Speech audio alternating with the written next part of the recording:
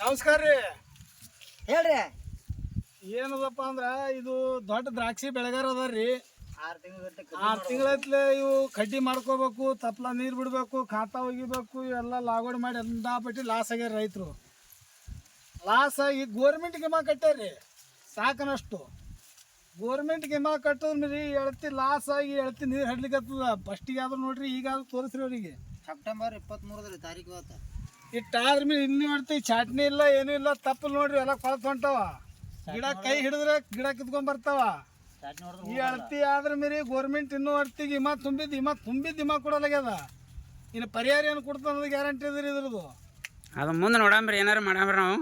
ರೈತರ ಬಗ್ಗೆ ಒಂದ್ ಜರ ತುಂಬಿದ್ದು ಹಿಮ ರೇ, ದೊಡ್ಡ ಬೆಳೆ ಅದ, ಲಕ್ಷಣಗಟ್ಲೆ ಲಾಸ್ ಆಗ್ಯದ.